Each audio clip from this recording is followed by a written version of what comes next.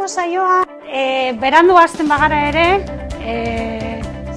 bi atal izango ditu, lehenengo partean gutxi gora bera 12ak arte, 12ak laurden gutxira arte irango dau, eta lehenengo zati honetan aurkezpenak ikusiko dugu batez ere.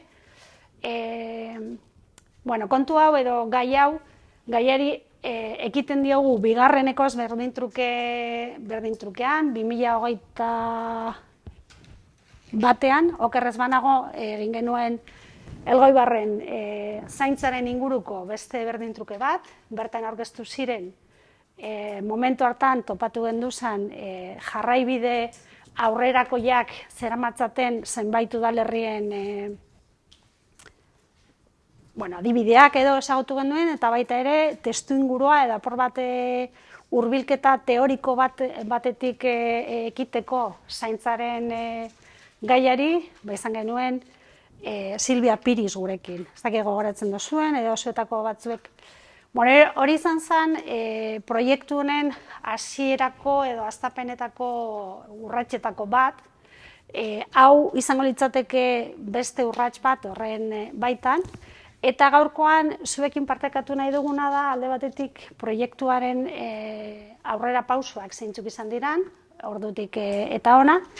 Eta bereziki emaginekin batera landu dugun kasu honetan azterketa edo mapeo lan baten emaitzak.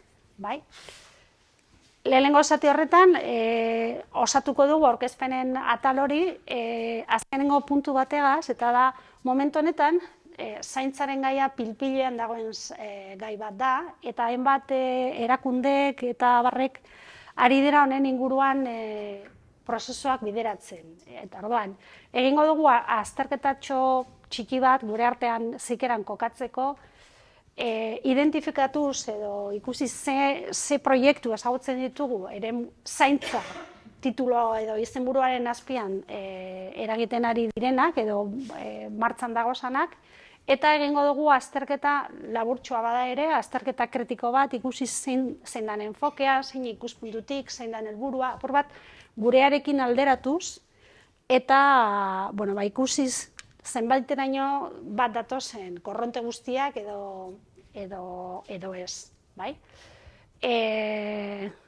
Hori horrela, hori da. Atzeen alditxo bat egingo dugu, momentu horretatik aurrera emisioa, edapena online moztu egingo dugu, hortik aurrerakoa batez be talde lana izango delako, eztabaidak eta online eta formato hibridoan oso zaila da eramatea. Bertakoak hasi egingo dugu eta kanpoan dagozanak ezin izango gabe parte hartu zati horretan.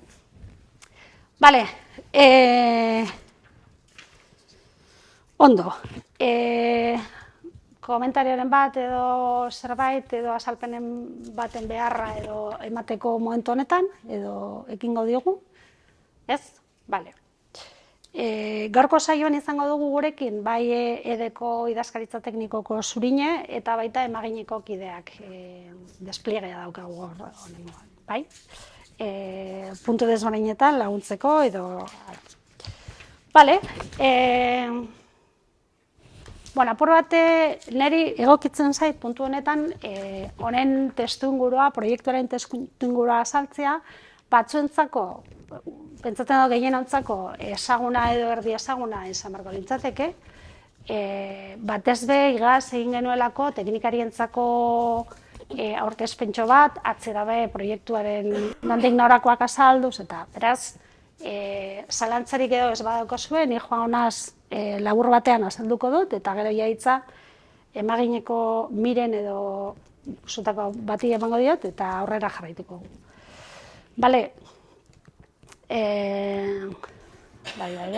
Testuingurua. 2021an hasi, baina 2022, 2023 eta ustez 2026 arte abian jarri dugu proiektu bat honen inguruan. Eta gure helburua izanik,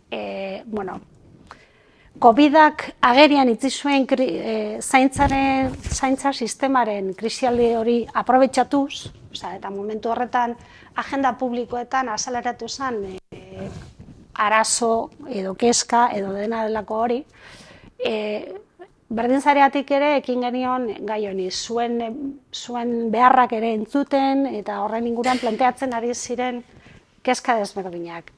Alde batetik, pandemiak berak eragin zuelako itxialdia batez ere gure gorputz eta zeratan eta gure etxeetan bizi izan genuela zenolako tentsioak sortzen zuen zaintza, hori zuzenean bizi izan genuelako danak, eta bestetik ere azaldutakoagatik, ez? Osea, gizarte mailan agerian gelditu ziren aurretik bazan krisi guztiak, baina oso tentsionatuta gelditu zen momentu horretan zaintza sistema, zaintza beharrak eta asetze bide eskasak edo behar bestekoak ez zirenak. Bueno, hemendik ere eragin genion hausnarketa honi. Bueno, titulo edo zera horrenpean gure kezka zen bi alderdi nolabait honetan txertatzea, da. Dagokigunez gure ikuspuntua tokiko ikuspuntua da eta tokiko zaintza sistemak zelan berrantolatu, berpentsatu, beraztertu genitzaken zer eta ikuspegi feminista horreri erantziz, bai? Iruditzen zitzaigulako hori eraberritzeko nolabait oinarri edo ardatzetako bat hori izan behar zuela ezinbestean. Bai, eta gure arlo edo eremu honetatik ekin genion zera honeri. Proiektu hau sartu dugu Eusko Jaurlaritzak bultzatzen dituen Agenda 2030eko, estalki edo babes horren pean, ez? Zenbait tokiko proiektuak sartu dire, sare proiektuak batez ere sartu dira horren baitan, eta berdintasun arloan sartu dugun bat, hau da, beste 3 badagoz, baina hau da, horrek dira apur bat, honen testu inguruak eta krisia hitz egin dugu, denak ezagutzen dugu. Ordan gure asmoa zen aipatu duguna.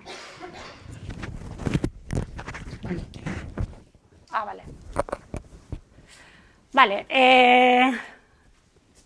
hemen baegoa zen zenbait batez teoria feministatik eta plataforma desberdinetatik honen inguruko hausnarketan agertzen ziren zenbait puntu edo hastapen edo irizpide honeri eraberritze prozesu horreri buelta bat emoteko sistemari eta bestera batera pentsatzeko eta antolatzeko. Nolabaiteko zerbitzu publikoak eta sare komunitarioen arteko uztartze behar bat ikusten zen, probak egin ziren konfinamendu garaian, itxieran eta pandemian, horregon ziren saiakera batzuk, aurretik ere bazegoa zen, ez dira berriak, baina momentu horretan azaleratu ziren oso era agerian. Hori zen intuizioetako bat edo zeratako bat, sortu behar zirela ezinbestean zerbitzu publiko eta bestelako eragileen arteko aliantzak oneri eragiteko. Sistemak izan behar zuela gizarte erantzunkidetasuna oinarri izan behar zuela, zaintzak hortik eragin behar zirela eta ez direla kontu partikularrak, bakoitzak bere etxean bideratu behar dituenak. Zaintza eta zaintzaren kalitatea nolabait izan behar zuen bebai oinarrian. Pandemia garaian, edo momenturik lehatzenetan, zenbait sistemen ahuleziak oso agerian gelditu zen eta arretaren kalitatea, zaintzaren kalitatea, kolokan jarri izan momentu horretan, oso era argian. Eta gero, honek eskatzen dagoen sostengarritasuna ere, hor maigainan jartzen zen, zelan sistema bat eratu eta hori sostengatu, sostengagarria izan zitekeela. Eta ezinbestean, zaintzaren sistema guztionetan, emakumeak duten papera, gainera, zenbait rol desberdinetan, ezinbestekoa zen aztertzea eta eurek erdian jarrita begira barri bat emotea sistema guztiari, antolamendu guztiari. Horrek ziren hastapenak edo igual amantatu dut, edo ez. Halako filosofia bategaz behar ginen, no? Construir el buen vivir, segurenik oraindik badaukagu aztertzeko edo alkarrekin definitzeko zertan datzan el buen vivir horrek, ez? Zer da, ondo bizitza ona, bizitza merezi dauana bizitzea eta ez? Eta elementu guztiek agertzen dira, ez? Erantzunkidetasuna, interdependentzia, ekodependentzia, eta gure ikuspuntua beti tokian tokikoa da. Bai? Azkenean, pertsonak bizi garelako gure udalerrietan, gure gertuko zerbitzuak eguneroko bizitza aurrera eramateko hori delako gure eskenatokia, ez? Gure bizitza gertatzen den lekua. Ba ez? Bai. Horretara, bale. Ondo, pentsatzen eban hemen zegoela. Bale, apur bat proiektuari begiratuta, 2021an izan ziren honetan hastapenak, gure lehenengoko inpresioak, eta horretan aritu ginen, marko teoriko horri nolabaiteko itxura emoten, eta aztertzen orain oso modan dagoen termino hori, ez? Ekosistema de cuidados, zaintzaren ekosistema, orain denak dira ekosistemak, eta hau da, eko bat. Bueno, aztertzea da, nortzuk dagozan sistema horren baitan, eta zer rol desberdinak betetzen dituzte, ze izaera duten hor dagozan agente edo eragile desberdinak, batzuk dira arduradun politikoak, beste batzuk dira zerbitzari edo profesional publikoak, beste batzuk dira pribatuak, hor dagoz zerbitzuak eskaintzen dituzten enpresak, dagoz erabiltzaileak, erabiltzaileen familiak, menpekotasuna eta beste hainbat zaintza beharra igotzen duten egoerak, hori guzti hori aztertzea zan apur bat gure helburua. 2022an aritu ginen, zenolako praktika aurrerakoiak, edo jardunbide aurrerakoiak, bazeuden martzan zenbait udaletan. Bereziki ikusi genuen momentu hartan, Gipuzkoak oneri begirada bat emonda eukala, eta bazijoala aurreratuagoa nola iteziteko. Eta, rastreo edo bilaketa hori bideratzeko diseinatu genuen mapeoa, eta hortik aurrera, ahazten dago. Gaurkoan, partekatuko duguna zuekaz, izango da mapeo horretatik atara diren zenbait ondorio. Txosten osoa ere irakurtzeko aukera izango duzue, baina gaurkoan, apur bat laburtuta aurkeztuko dizugu zelan izan den prozesua, zelan egin dugun bilaketa hori, zeintzuk ziren bilaketa horren helburuak zer aurkitu nahi genuen, eta zer atera zaigu guzti horretatik. Aurrera begira ikusten duzuenez, aurten mapeotik atara dugun informazio guzti horretatik sistematizazio lan bat egingo dugu, eta helburua izanik aurkitzea zeintzuk dira barrikuntza edo eraberritze prozesu horretarako tokiko eta ikuspegi feminista horretatik helduta, zeintzuk izan daitezke gakoak, zer eduki behar dugu bereziki kontuan. Eta horren baitan, bai, zenolako prozesuak jarri behar diren abian, zeinekin hitz egin behar da, zenolako aliantzak sortu behar diren nolabaiteko modelo barri hori, eta dudabarik bakoitzaren, herri edo udalerri bakoitzaren errealitateari eta baldintzei egokituta. Udalerriek bakoitzak bere izaera, ibilbidea eta barrekoak ditu. Hori guzti hori kontutan izan da, saiatzen ari gara hemendik, nolabait formula magikoaren osagaiak topatzen, edo hori da izango litzateke gure helburua. Eta baita ere, ez bakarrik irizpideak edo gakoak zintzuek diren, baizik eta zelan eragin horrelako prozesu berriztatzaile horreri, zen nolako prozesuak jarri behar diren abian, itinerario bat edo jarraibide batzuk edo dena delakoa. Beraz, gaurko saio honetan, hasiera ematen diogu bigarren fase honeri, behin rastre hori guzti hori eginda, aztertu, distilatuko dugu hortik ateratakoa, eta gure helburua izanik zuen esperientzietan oinarrituta, gaurkoan gainera, tokiko berdintasun teknikariekin tokatzen da espazio honetan, aprobetxatuko dugu kontrasti hori egiteko eta zuekin batera hori guzti hori aztertzeko. Idei izango litzateke halako ibilbide bat diseinatzea, jakitean norekin jardun behar dan, zeintzuk dira eragile klabeak, eta zelan ekin honelako prozesu bati. Gure herrian zeroan bagabiltza edo bagaude puntu honetan, zelan ekin diezaiokegun prozesu horri. Bai, baina momentuz diseinu, hasierako diseinu horretan gabiltza. Ulertzen da gutxi gora bera? Bale. Bueno, beste barik, ez hemen, esan, ez inon bez. Ez da llegatzen igual? Bale, bai. Bueno, hor, apur bat gainetik ikustearen, zenbait prozesu desberdinak izango ditugu abian proiektuaren bizitzan, eta baitan izango da azterketa edo ikerlanak, kontu guzti hauek, aipatu ditugunak, baita ere experimentazioa edo probak egingo ditugu, pilotajeak saiatuko ditugu, igual prozesu osoarenak, igual atal batenak, igual ikusiko dugu hor zenolako pilotajeak garatu daitezke gure denbora epe muga horren baitan, ez dela infinitua. Eta horri guztietetik ataratzen ditugun ikasketak, nolabait udalerri guztien esku ipintea, bide desberdinetatik. Bai pausu bakoitzan aurrera egiten dugun heinean, baina bai osotasuna ere, osotasuna lortu eskero, horren berri ematea eta hori partekatzea eta guztien eskure ipintea.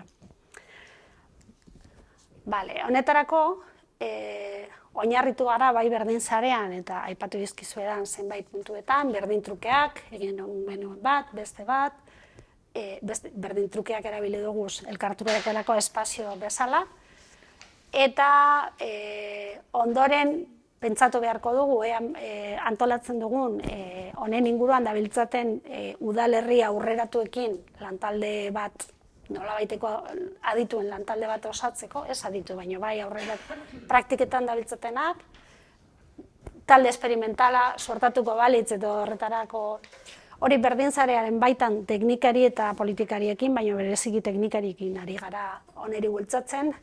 Orain artean, bi perfilak erabili izan ditugu nolabait prozesuari elikatzeko, eta izan dira berdintasun teknikariak, baina baita ere gizarte zerbitzutako teknikariak, bai?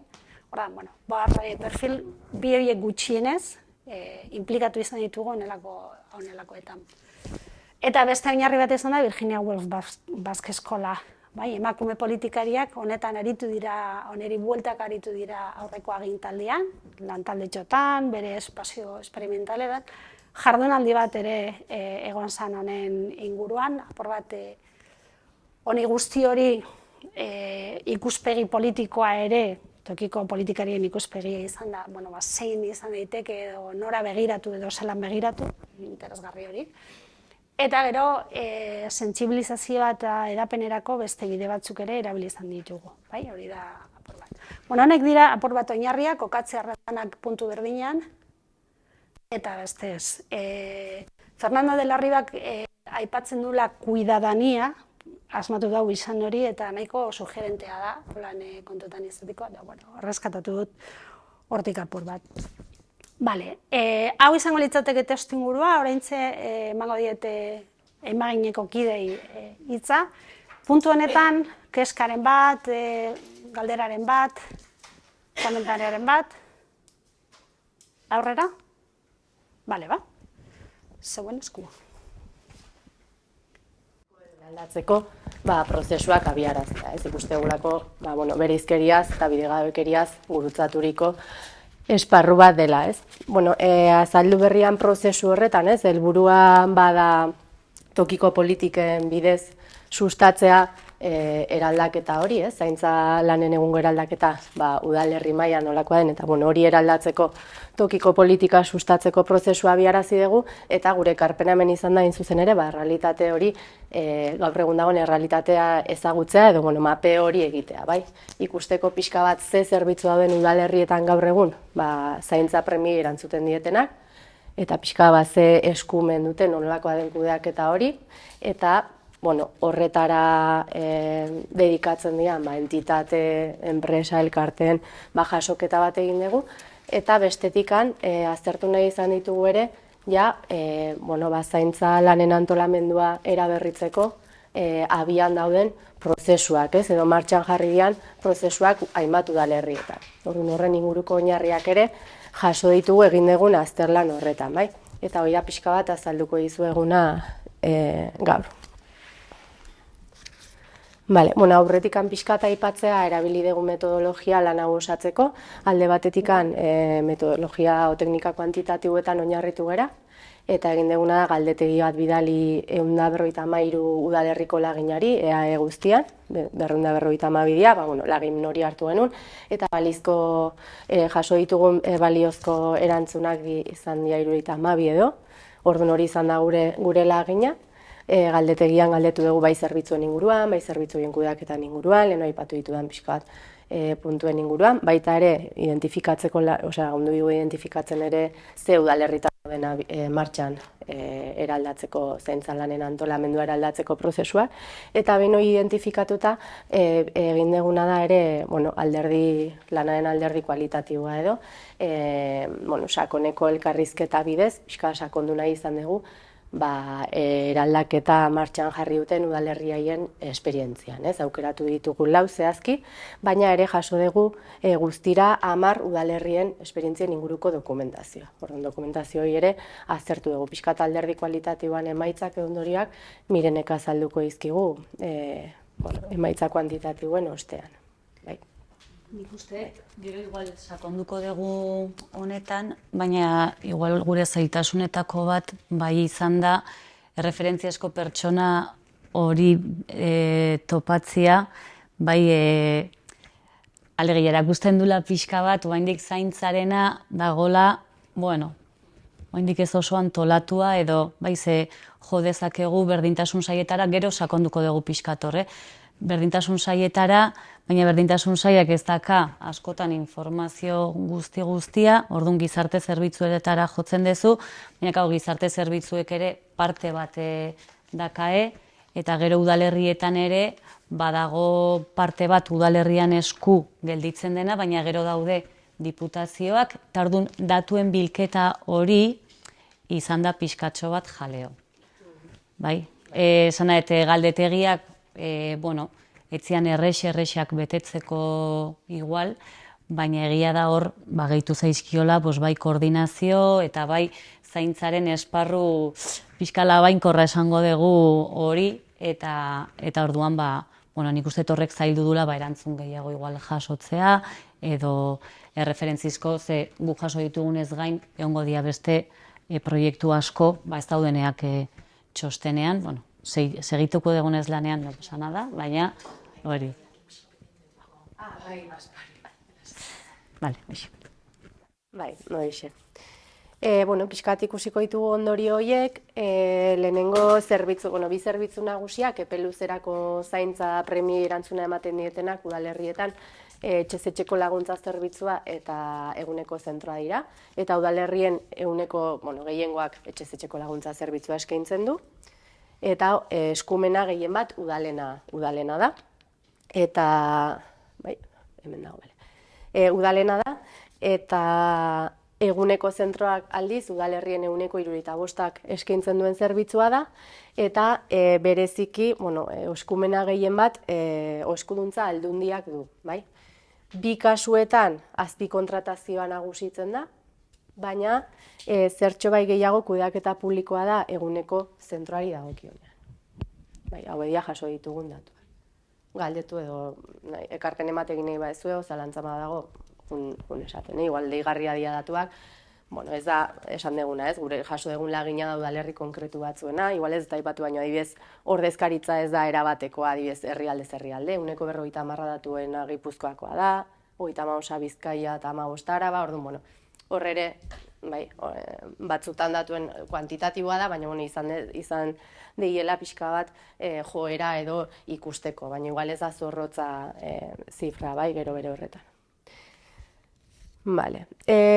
Bestelako zerbitzuei dagokionez, guk ere irudikatzen dugu zaintza, epe luzerako zaintzatik arago edo mendekotasunari arreta egitetik arago, eta ikusten ditugu udalerrietan hainbat zerbitzu daudela ere lotuta daudenak, azken finean herritarren bizi kalitatea hobetzeko edo bizitzak bizigarri egiteko. Orduan pixka galdetu nahi izan dugu ere, mendekotasunari arta egitetik aragoko ze zerbitzu dauden udalerrietan, eta jaso deguna da, hainbat zerbitzu eta hor portzentai ezberdinak, pixka sintesi bat ingo dizuet gainetik, baina gehien bat nagusitu dian zerbitzuak adinekoi begirako eskaintza soziokulturalari loturikoak dira, ludoteka, ere hor gungo litzake lotuta, oroimen tailerrak eta beste. Baita ere, bigarren talde bat adin txikikoa zuzenduriko zerbitzuak ere identifikatu ditugu, edo egokitzapenak, edo neurriak, adibidez aurreskolako ordutegiak zabaltzea, kontziliazioa errazteko eta beste. Ere identifikatu ditugu hirigintzatik egin diran egiten diran eskuhartze ezberdinak, dela irisgarritasuna bermatzeko, dela ere adibidez puntu kritikoak identifikatzeko, hiriguneetan problematikoak, emakumeentzat problematikoak izan lehizken puntu haiek identifikatuta eskuhartzeak eginez, horiek ere jaso ditugu. Baita ere, belaunaldi artekotasuna sustatzen duten ekintza eta jarduerak ere identifikatu dira zentzu ezberdinetan, jatordu bateratuak adibidez, belaunaldi arteko ekintzak eta beste. Mugikortasunari lotuak ere badira hainbat, landa eremuetan adibidez, eta baita ere hirigintzatik aipatu ditu, ez ditu aipatu, baina etxe bizitzen eraberritza egon leike hor, belaunaldi arteko etxe bizitzak, eta beste, jaso ditugun jarduerak, eta zerbitzuak edo askotarikoak dira ikuste dezuen bezala, eta zabaldu lehizkena. Neurri oso txikienean jaso dugu adibidez etxeko langileen beharrizanak, eta azpimarratu nahi genuke beharrizanen inguruko jarduerak adibidez, eta ikuste dugu esparru horretan asko dagoela hobetzeko eta pixka geroago ere aipatuko dugu. Itxostenian dazkatzue jasota eta portzentaiak ere, bai. Hemen markatu, eta kudeaketa dagokionez, zerbitzuen kudeaketa pribatua litzake kasuen 37%, 40%an publikoa, eta badago alor bat nahiko zabala dela komunitarioa, kudeaketa komunitarioa. Guk bereizketa honen baitan egin ditugu, antolatu ditugu datuak, pribatua diogunean da irabazi asmoa duten enprese kudeatua, publikoa baliabide udala, publikoa bai langileak eta bai baliabideak udalarenak publikoa diranean, aldundiare izan leike kasu batzutan, eta komunitarioa irabazi asmorik gabeko elkarte edo kooperatibe kudeatzen dutenean zerbitzua, bai? Orduan, hola bereiztu ditugu, bereizketa hau pixkala osoa da, erantzuna jaso ditugu momentuan galdetegiari erantzun dion ordezkari, teknikari horren ikuspegi subjektiboaren baitan. Hau da, agian egon lehizke kasu batzutan, gu komunitarioki identifikatuko genuken hau komunitarioaren barruan, elkarte bat irabazi asmorik gabekoa, baina subkontratatua izan denen zerbitzua, teknikariak erantzun du pribatu bezala. Hor ikusi dugu ere pixkat, ez dala guztiz zorrotza ere, klasifikazioa, baina guretzako bi hiru eremuien baitan klasifikatu ditugu entitate eta elkarteak. Zen asko dugu mapeo horretan eragile zehatzen izenak eta horrek permititzei gu pixka bat hau gero kontrastera eramateko. Badaude, Monika esatezun bezala, badaude fundazioak, elkarteak, ez pixka denetarik, eta orduan batzutan ez da oso erresa asmatzea zer dan zer. Interes... Miren da bio eta biritzen lanetako bat da ustea, azaltzea, definitzea, zer da komunitario, izaera juridikoaz aratago, erabazi asmoa duen edo ez duen elkarte izateaz aratago, ze beste baldintzak nolabait definitzen dabe edo bermatzen dabe ikuspegi komunitariorik. Oraindik ere, aztertzeke dago, eta batez ere definitzeko. Behintzat gure eremuan ez kooperatiba sozial eraldatzaile bate non sartuko genuke ez, nik batzutan ez dakit, sondan sartu beharko genuke. Eta gero komunitario hori ere aratago dela, oantxe bertan zerbitzuak kudeatzen duten entitatea, baino, herritarren artikulazioa zaigea, eta beste ez, orduan, horre zabalagoa litzake, bai, ados. Eta, bueno, hoxe, ez dakit hor. Bueno, eta ere albidetu igula ikustea, entitaten jasoketa horrek, edo enpresen jasoketa horrek, zenbaterainoko kontzentrazio maila dagoen zerbitzuen kudeak. Eta maiz, ikuste igual pribatua gaientzen da nahietan, kontzentrazioa handiagoa dela, igual enpresa gutxiagoren eskua ideala kudeatzen zerbitzuak, kontrara komunitarioa edo publikoa nahietan, elkarte, kooperatiba, bueno, abanik hori zabalagoa da, ez? Bale, hori pixka zerbitzuen ingurua motzea, bai? Eta bain pasako, igaro, bai. Bai. Ez ditugu sartu. Ez zenitun sartu,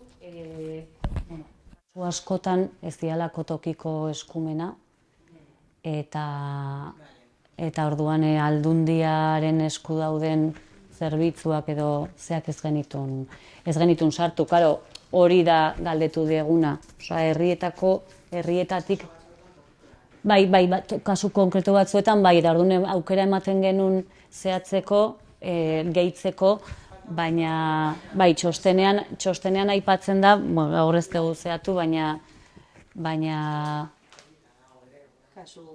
bai, oso kasu gutxi dira.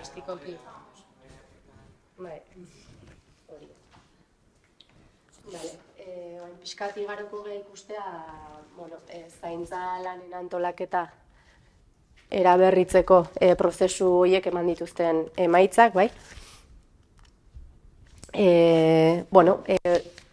Galdetegiak jaso ditugun udalerrien ehuneko 29ak abiatu du prozesu bat, eta, baina esan behar dugu prozesu horiek oso berritzailea diala, komentatuan moduan, ez, 2020 dute testuinguru gehienak hasiera bezala, ez, eta hain zuzen ere, pandemia testuingurua, eta hori izan da, kezka handitu da, ez, udalerrietan, nola erantzungo digun zaintza premiez, eta nola antolatuko dugun horretarako, antolatuko gan, eta beraz hori dute abia puntu, ez.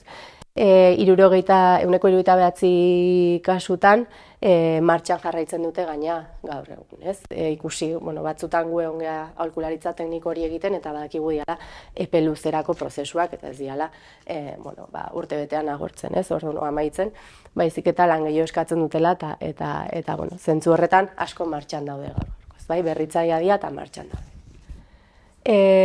Aztertu, prozesu hauetan batetik egiten da, azterketa bat, ez, nola antolatzen dian zaintzak eta ze premia dauden udalerrian, eta bestetik, abiatzen da, egitura sortze prozesu bat, antolatze edo artikulazio prozesu bat, ez, elkarte, herritar eta ordezkari politiko eta teknikarien artean, ez, eta langileen artean, eta bestetik, esku hartze bat eremuz eremu, ez, kasu batzutan, gehiago garatu dira esku hartzeiek, beste batzuk oraindik proiektatzen nahi dira, ez, baina, lehenengo urratsa izaten da egoera aztertzea, ez, eta kasu honetan, galdetu diegu udalerri ea ze aztertu duten, ez, eta batetikan, landu dituzten, aztertu dituzten, jorratu dituzten esparruak dira komunitatean gauzatzeko estrategia posibleak, gehien bat, bestetik erabiltzaileen beharrak eta arretaren kalitatea, ez? Ze premia dauzkaten erabiltzaileek eta nolakoa den gaur egun ematen den arreta,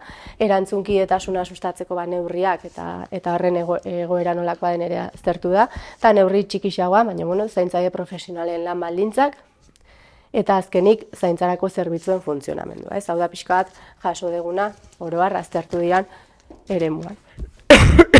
Barkatu.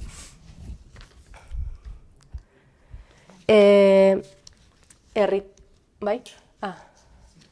Ez, bale. Barkatu.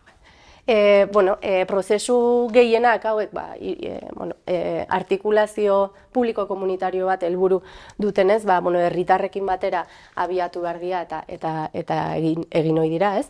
Eta galdetu diegu udalerri ere, ze neurri hartu dituzten hain zuzen ere bermatzeko herritarren parte hartzea, ez?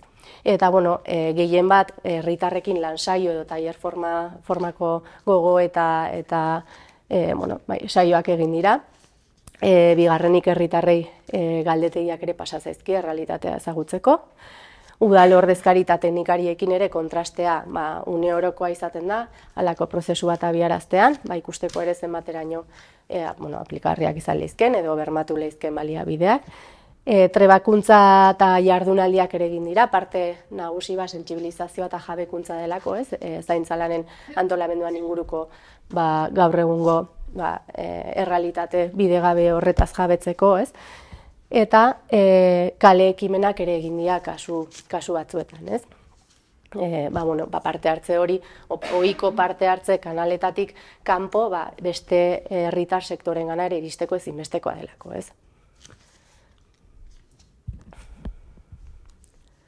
Vale. Zein dia identifikatu dian kolektibo estrategikoak zaintza lanak eraberritzeko prozesu hauetan, abiarazian prozesu hauetan. Gehien bat adineko pertsonak, adineko pertsonak zaintza premia gehien izan dezaketen kolektibo potentziala delako, ulertzen dugu, eta mendekotasunaz harago ere, ikusten nahi gara, urgarritasun eta bakardade egoerak gerota gehiago ematen dialako, eta horri ikusten da sekulako premia dagoela esku hartzeko, hain zuzen ere leheno aipatuko mendekotasunaren arretatik haragoko logika batean, eta dela zonalde gris horretan ere interbenitzeko, eta martxa jarrian prozesu asko hain zuzen ere hori izan dute helburu, bakardadean dauden adineko pertsonak mendekotasuna aitortua ez duten nahiekin, lanketa egitea dibez, Alderdi politikoak ere, bermatzeko konpromezu politikoa ezinbestekoa delako, bermatzeko baliabidea daudela prozesua jorratzerakoan, eta publiko komunitarioa artikulazio horretan, ezinbestekoa delako konpromezu politiko hori, Zaintzaile profesionalak ere, eta lan baldintzak, egungo lan baldintzak hobetzea ere ardatzetako bada, eta urgentziazkoa da, orduan sektore estrategikoa dira ere prozesu hauetan. Jubilatu elkarteak, pixka eta adineko pertsonei lotuta pentsionistak, antolatua dauden adineko pertsona bezala, etxeko langileak ere ezinbestean, gaur egun oso identifikatzen da zaintza lanetan ari dien profesionalen artean, zaurgarriena dan kolektiboa da, oso antolatu gabea dagoen kolektiboa da, eta ezinbestean errealitatea ezagutzea behaiak kostatzen zaigu iristea behien gana, eta oso egoera lazgarrietan daudenak. Orduan, oso estrategikoa da beraiekin premiazkoa lan egitea. Osasun langileak,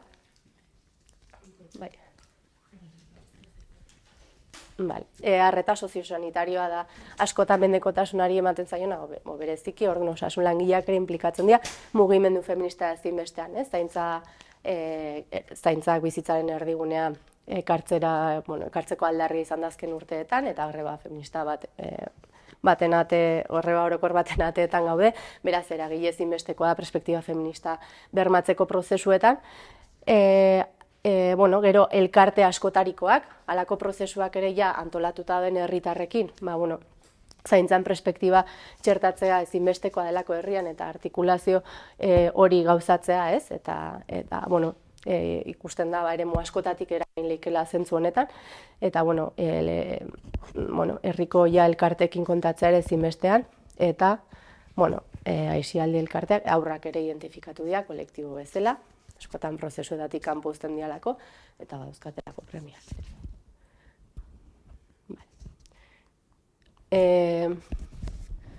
Eta gehienetan kanpo aholkularitzara jo da halako prozesuak egiteko, kasuen 85%.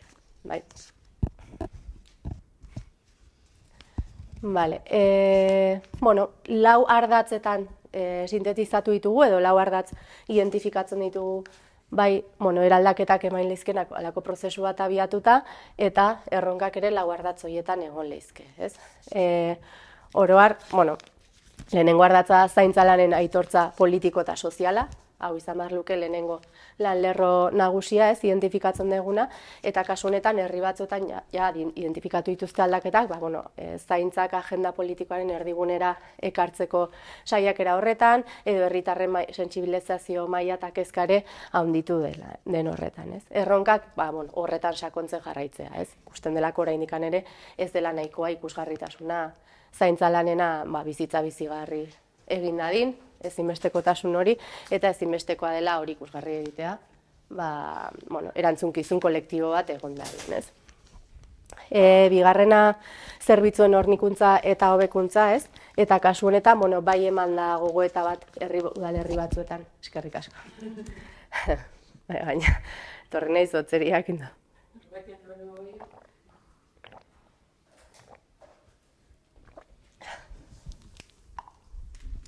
Zenen amaikin. Bai eman dela herri batzuetan, gogoeta ja dauden zerbitzuen inguruan, bai ikusten da ere gerturatze bat egon dela erabiltzaileekiko, identifikatu dira hemen hobekuntza batzuk, baina hor ere erronkak ikusten dira, ez? Eta erronkan artean identifikatzen da, gogoeta bat eman behar dela, martxan dauden zerbitzuen inguruan, bereziki etxez-etxeko laguntza zerbitzuen inguruan eta eguneko zentro zerbitzuaren inguruan, eta arreta ereduaren inguruan oro har, ez? Hor bai, pertsonan zentraturiko arreta eredua, hor daude gogoeta berriak, ez? Eta pixkat logika horretatik. Egitura publiko komunitarioak sortzea lehen aipatu dugu, ez? Beste ardatzetako bada, ezinbestean egiturak sortu behar direlako, antolaketa markoak sortu behar direlako, eta berriak zaintza lanen antolaketa eraberritzeko prozesuak bideratzeko, Mirenek esan du bezala ez da nahikoa gaur egun dauden ez udal egiturekin, ez arloen bereizketarekin, ez beharrezkoa da egitura berriak sortzea, eta zentzu honetan udalerri batzutan bai sortu dituzte adibidez zaintza mailak, bai? Zeinetan artikulatu dian, udal ordezkari ezberdinak, teknikariak, herritarrak, langileak, zaintzalanetan ari dian profesionalak, eta ez profesionalak, edo zen ideak, eta artikulazio ere moiek sortzen nahi dira, ez? Zentzu honetan, elkarte egintzan igual garatzea, da erronka bat identifikatu dena, ez? Elkarteekin egitura hau zabaltzea, ez? Eta herritar guztien artikulazio hori sustatzea, eta ere etxeko langileen artikulazioa, eta hau antolaketa politikoa, eta hori ere identifikatzen da gaur egun premia bezala, erronka bezala egitura sortzeko horretan, ez? Eta azkena zaintzaileen bizi baldintzak hobetzea, ez? Eta hemen ezinbestean zaintzaile, bai profesional eta ez profesional edo familian zaintzen dutenen bizi baldintzak hobetzea. Eta hemen ere eman dira herri batzuetan urratsak, zentzu txikiagoan identifikatu dira, azkenian ere batzutan beste guztia martxan jarri ala ere zeharka ja ondorioa badaude positiboak, baina gutxiago identifikatu dituzte udalerriek, eta hor bai ikusten dela ezinbestean lan baldintzak hobetu behar diala, ez? Eta hor hitzarmena berritu behar diala udaletxeetan, batetik, bestetik, arreta, aholkularitza, formakuntza, prestakuntza eta arreta psikologikoa eskaini bartzaiela zaintzaileei, hau da zaintzailea zaindu behar diala, eta baita ere, oro har zaintzaile bai profesionalei eta bai ez profesionalei ere. Eta pixka bat hori, hoxe horrekorrean. Bai. Nik bukatzen dute parte kualitatikoekin, da gero irekitze du ronda baten nahi bazue zerbait komentatu, zein eman bertzaio nahi? Vale. Komentatu da, eta ez naiz luzatuko hemen, baina herrietan prozesuak abiatzeko arrazoi nagusiak izan dira, batetik, zaintza krisiaren testuinguru hori, ez, geroz eta gerikoagoa egiten zaigula. Nik aipatuko nuke hemen, bereziki, mugimendu feministak igual auspotzen duen diskurso, ez, eta zehortatik aurrera, hor, dauden grebak, horren guztian testuinguruan, geroz eta kontzientzia handiago jute gehala hartzen eta baita tokian toki ere. Eta zalantzari gabe, COVID-19 geroztik, kezka orokortzen da, eta hor bai saiatzen dela tokiko administraziotik gauzak sustatzen. Komentatu dugu, ez, herri eta hiri asko berrantolatzeko, azterketarako, zaintzaileek egoera ezagutzeko prozesuak martxan jarri dituztela, baina beste toki batzuetan, eta nik uste eta aipagarria dela, ez diala zentratu bakarrik, ez, igual adineko pertsonen zaintza horretan edo aurren zaintza horretan edo, bueno, kolektibo zehatz menpekotasuna aitortu hori nolabait izan dezaketen horietak, baizik eta, bueno, pixka zaintza zeharlerro bezala hartzeko, bueno, asmo bat erakutsi duen. Nik uste hemen Amurrio dela iguale, bueno, guzti hori etortzen zaigune adibideetako bat, pixkat ikuspegia zabaltzen duelako, bueno, herriko, ez, zea guztira, baina alata guztiz ere, iruitze zait beste toki askotan, bai Amurriok dakan ikuspegi hori bermatzen dela beste eremu batzuetatik. Bai, alegia, igual ez zaio zaintza deitzen, igual ez da zaintza zeharlerro bezala identifikatzen, bai, horregatik, bueno, nik uste dut prozesuen arteko loturak eta zaintzaren ulerkeraren inguruko, ez, bueno, pues abia puntu horiek, zaintzaren ulerkerak behaiek, baldintzatzen dutela pixka gero nola planifikatzen ditugun gauzak, edo nola aurrera eramate ditugune gauzak. Guk egin deguna da pixka bat ikusi, bueno, batzuk urgentzia horiei, bueno, ez da patata kaliente de bua, zegertatzen den horrei, erantzuteko asmo handi bat dagoela, eta hori dela gehien bat orokortzen nahi dana, baina egia da, bueno, zeharlerrotasun bezala ere, badagola asmo hori. Denetan, ala eta guztiz ere, ikusten duguna da, zaintzak herrietan estrategikotzat hartzen dela lanketa hori, egunean, ez dugu galdetu hola, baina martxan jarri dituzten guztientzat badiala garrantzitsuak. Hildo nagusiak aipatzeagatik, aipatu ditu pixka bat Monikak, baina, bueno, usteet irudiala hola nagusiki, bata da arreta eredua. Arreta ereduan esaten degunean modu oso ezberdinetan egintzaio abiatu dira prozesuak. Kasu batzuetan izan da gizarte zerbitzuekin lanketa espezifiko bat egitea, dauden zerbitzuen gaineko hausnarketa bat egitea. Beste kasu batzuetan arreta eredu hori jun daiteke ekosistema berri oso bat eraikitzeko prozesu batera. Orduan, bueno, honek implikazio oso diferenteak izan ditu, bai herriko prozesuetan, baita udal egituretan ere, zetopatu ditugu hori, oso igual hausnarketa, txikiak ez dut esan nahi menos importantes, baizik eta igual eremu konkretu batean, sail batean, eta beste batzutan, hortik harago. Asko eta asko zaintzaien egoeraren inguruan, bai diagnostiko eta asko horren bueltan jardun dute eta abiatu dira prozesuak honen inguruan, aipatuko nituzke bi nagusiki, bata dira senidean, familian zaintzen ari dianak,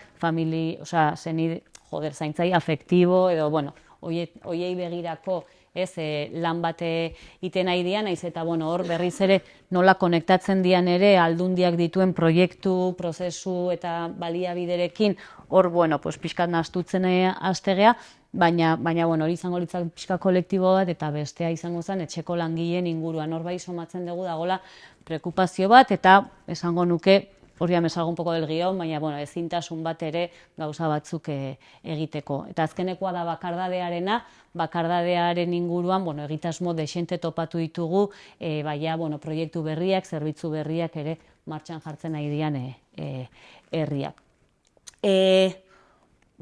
Guk aztertu ditugun eta jasotako dokumentazio eta egindako elkarrizketa horietatik jaso degune, edo ateatzen degun ondorio nagusietako bat da, eragileen arteko harremana diala prozesu hauetan indargune bat, bai?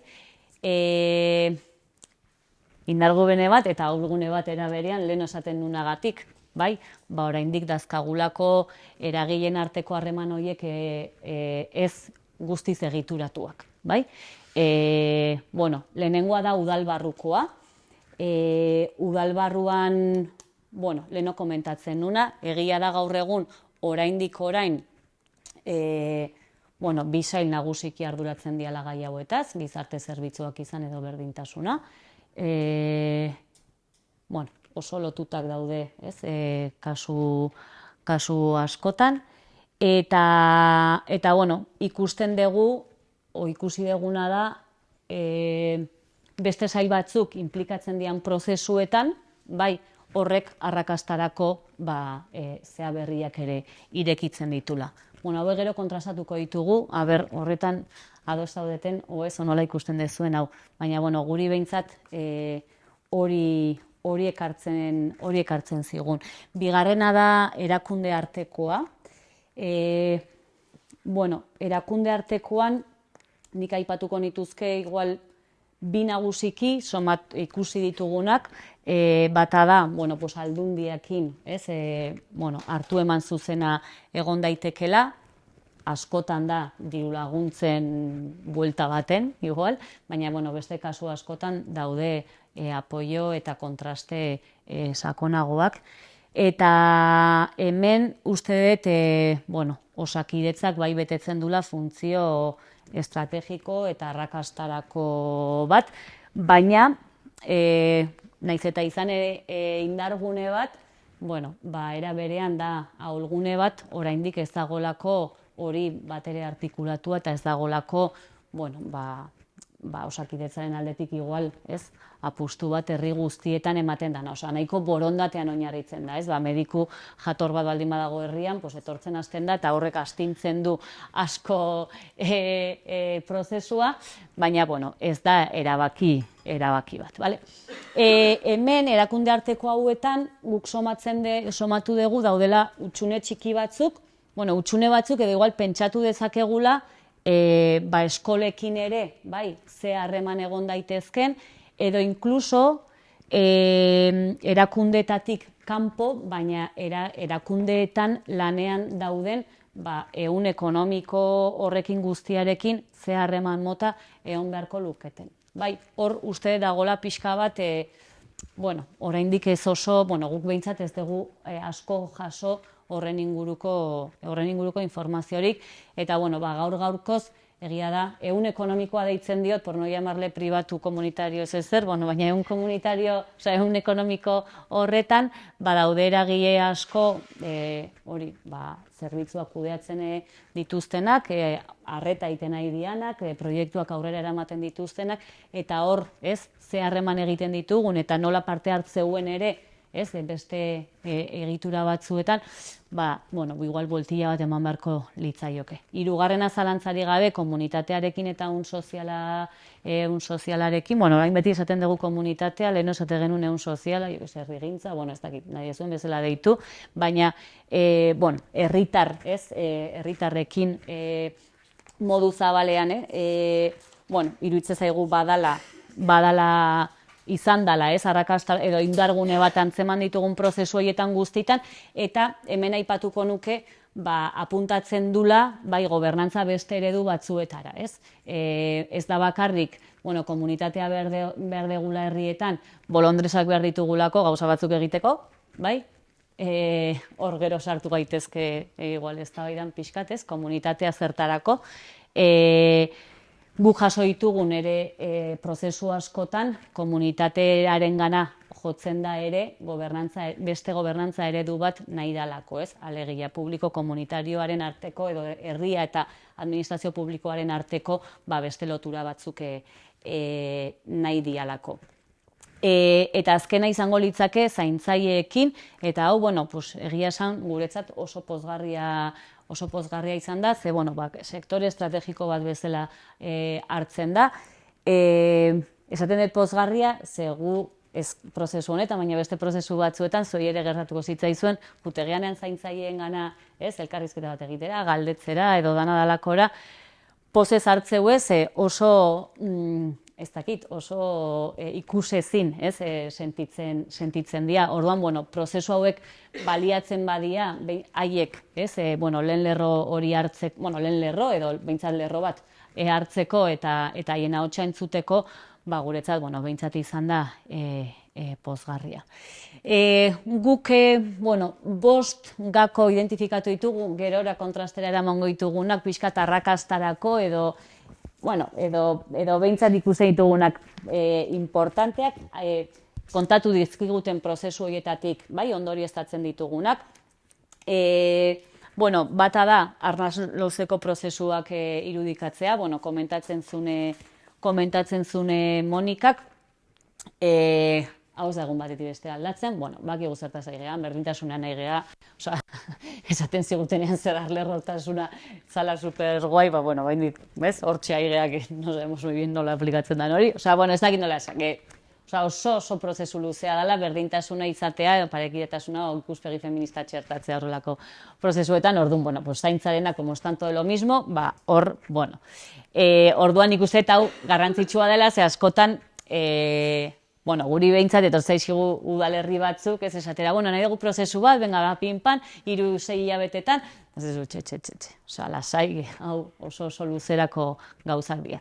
Beste bat egiturak sortzea, lehenokoarekin ere harremanduta, Monikak ere aipatu du, baina, bueno, oraindik kosta egiten zaigu, ez, identifikatzea ze egitura mota beharko genitun horrelako proiektu batei forma emateko, edo inkluso iraunkortasuna emateko, ze igual hasierako prozesu horretan egon daiteke egitura, bueno, momentuko egitura bat, baina nola iraungo dun horrek, ze lotura izango ditun sailekin, udaletxeko antolaketa osoarekin, bueno, ni pentsatzet hemen zaudetela batzuk igual, ez, berdintasun kontseiluen, ez, oraindik existitzen ezian, bueno, begiratzen dut hemen a las que conozco, más, eta bueno, pentsatzet hori ere izango zala bere garaian, ez, bueno, burua uste bat, nik uste orain ere, pixkatu erronka horren aurrean gaudela, ez zeinek osatu beharko luken, saien arteko harremana nolakoa izan behar duen, bueno, horre pixkat.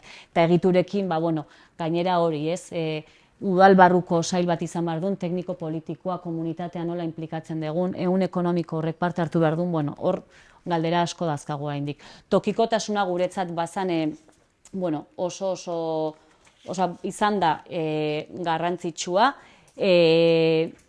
nik uste oraintxe eragiteko gaitasun gehien dakagula udalerrietatik, naiz eta muga asko euki, bai udalerrietan dago edo sentitzen da, bai badagola aukera eraldaketarako, eta bueno, nik uste tokikotasunaren elementu honek edo dakala lotura ere, bueno, gertuko ingurune bat dala, baldintzak eta ez, berezitasun horiek ezagutzeko ahalegin bat egiten nahi dalako, eta orduan, bueno, herri batetik bestera aldaketak ikusten ditugulako, ez, orduan, bueno, tokian toki, ez, prozesuak abiatzea, uste dugu izan dala, behintzat, izaten nahi dala barkatu arrakastarako gako bat. Eta hemen, azkeneko biak, bueno, arrakastarako gako badia, baina beste txamponaren beste alde bat ere badaka ez, ikusten deguna da hemen implikazio personal badagola, ez dago implikazio politiko erabatekorik, esan nahet ez, udalerri guztietako, alderdi guztiek, ez dago horrelakorik, implikazio politikoa badago, baina lotura dago ze pertsonak, osatzen du, ze pertsona dagoen hor, eta ikusi dugu askotan, ez dugu esango guztitan, porque ez da egia, baina askotan emakumeak daudela horren atzean, eta emakume, kontzientziatuak daudela horren atzean, hori hortaz ere asko bakizue. Eta azkenik hori laguntza teknikoarena, izaten nahi dela, bagako garrantzitsu bat, oraindik esaten genunagatik, baliabideak eta badialako, dianak. Baldintzatzaile eta mugen inguruan ere galdetu diegu prozesu hauei, baliabide eskasak sentitzen dira, bai personal, bai diru aldetik, bereziki horiek aipatu dira, jarraitzen dula, hau izango zen pixkat beste aldea, udaleko sail konkretu batzuen menpe, pertsonal eta egitura falta dagola, gaia ere oso zabala dela eta askotan ez dakigula, nola nundik heldu bertzaion honei, bakigu, hemen gaudenok badakigu zaintza dala dana, edo dala zaintza globalaren idea hori, horrek asko erakartze gaitu eta bat egiten dugu ikuspegi horrekin, baina era berean dazkagu urgentzia batzuk, Orduan, bueno, astegea zerbait iten, da zete, baina guztien ari gea guztia, eta, bueno, orduan hor gaiaren zabaltasunak ere, ez du, eta gero, bueno, azkena, erreferente gutxi dazkagula, batzuk baditugu, eta geoz eta gehiago zorionez, baina egia da, ez tala eoten nahi, alako, bueno, truke edo zea hori, ez, orduan, bueno, horregatik guk ikusten diogu prozesu honei potentzialidade handia, ze ondo egiten nahi dian gauzak eta ondo funtzionatzen nahi dian gauzak beste herri batzuetan kopia egin behar dira. Kopia egin behar dira gure herrietako berezitasunekin noski, baina kopia egin behar dira. Eta ja nola batzuk badauden eta ondo ateatzen nahi dian, horiek kopiatzeko baliabideak sortu behar ditugu. Eta, bueno, hemen pixkat errepikatu ingo nintzen, Monika ja komentatzezu, baina, bueno, ja emaginetik ateatzen genuna zen, bueno, sentsibilizazio eta trebakuntza lana egin behar dela oraindik, osea, prozesuetan oraindik asko kostatzen nahi zaigu, jendearen gana iristea asko kostatzen nahi da, jendea implikatzea, zerten detenean jendea, bueno, gizonena, osea, ez da ainoz luz, vamos, ez? Gizonak etortzea gauzetara, eta bar, orduan, bueno, hor, bueno, erronka handi badakagula, zaintza antolaketa aldatzeko ze egitura berri, sendo, iraunkorrak ez beharko genituzken, horren inguruan pentsatzea importantea iruditze zaigula. Eredu berriak sortzeko praktikara salto egin behar dela, bueno, azkeneko esaten nahi nintzen horrekin lotua, ez? Osea, bueno, pues hemen eraiten nahi dira, pues guazen kopiatzera berke sale, pixkat hori uste dugu izan daitekela bide bat, eta bueno, tokikotasunarena ere bai ikusten degula. Gaur-gaurkoz dela eremu bat eraldaketarako, bai, zerazkagu mugatzaile asko, bai EAE mailan, eta zer esanik ez Espainiako estatua mailan, ez, dazkagula lege batzuk, bueno, arautzen dutenak gure arreta eredua, gure sistema, osea, zaintza erregimena edo zaintza sistema, orduan, bueno, guk behintzat ikusten dugu hortik etor daitezkela aldaketak. Eta hoxe.